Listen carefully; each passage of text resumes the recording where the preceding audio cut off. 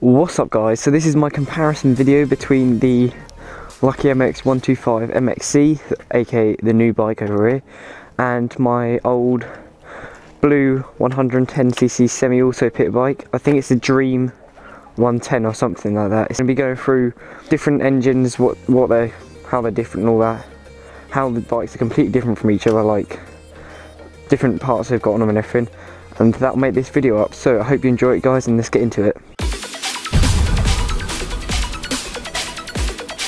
Let's start off with engine size. This blue bike over here is a 110cc semi-auto, so it has no clutch, as you can tell, no clutch here. It's a semi-automatic clutch, which means it's probably centrifugal or something like that. Whereas on the other hand, this new bike has a clutch, as you can tell, so it's a clutched engine bike, well, manual. That's the difference between the two engines on these bikes. They're both air-cooled. This one looks a little bit bigger, but it's definitely the smaller bike. This one's a 125, this one's a 110. So, but even though the engines look bigger, it's just modifications, what has happened over the years, and changes in the style of the bike. Oh, you helping me? You helping me? Yeah, he's helping me. This is between these two bikes. I have noticed this is a bit of a weird thing, but the disc brake on this bike seems to be on the opposite side, look. And it's a lot bigger on this one, which means it's probably got better stopping capabilities on the front, but I have no clue why it's on the opposite side. I just don't know. I don't know why it's on that side. They're both hydraulic front brakes. This is a twin port and this is also a twin pot front brake, so they should be able to have the same stopping capabilities on them, but this one has a drum brake in the rear instead. So it pulls on it by this little wire that goes down here, and that like expands it inside and slows down the rear wheel, whereas this one has got a hydraulic rear brake which needs cleaning a little bit. It's covered in dirt. The price is going to be a pretty big difference on the two bikes. These ones are definitely a lot cheaper because they're Chinese bikes. Well, they're both Chinese, but this one is definitely a better one. It's British company, obviously going to be a lot better. It's all amazing on it, everything works perfectly, whereas this one, it has some faults every now and again. It's just not as good. It's nowhere near as good. It doesn't feel as good when you're riding or anything. You can definitely tell the difference between the two bikes. Another difference between these two bikes is the forks. This one's got upside down, like motocross style race forks on it.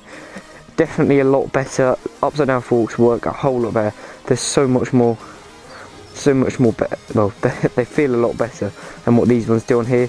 These ones are just a standard stock, like right wheel round forks. They're a lot more spongy. Then one bumps, you can feel them a lot more on this one. They don't absorb it. They kind of like just flick up in the air. Another huge difference between these two bikes is this one. This one has a starter motor under here, but the starter motor switch, which is here, doesn't work anymore because it's got no batteries. All the wires are cut.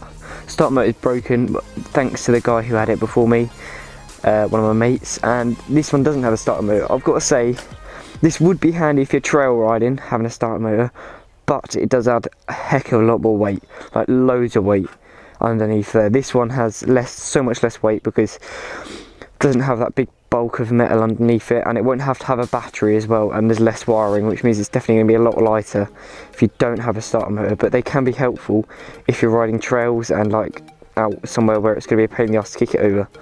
Another big difference between these two bikes is this one has a A-frame swing arm. Most 110s have this A-frame style swing arm on them.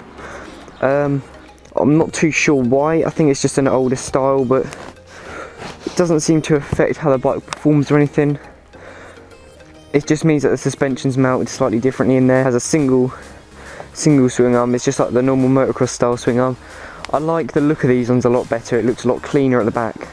Less stuff filling this space, which I like a lot better, and it's a lot more easy to get to the shock and clean it. I think that basically sums up all the big differences between these new bikes. Well, between the two bikes I've got. The blue one won't be around much longer. I'm going to be selling this bike once it's all cleaned and everything and ridden a few more times. There'll be a video of these two bikes racing soon, hopefully. After that, I think I'm going to sell this bike, and that will leave me a 3.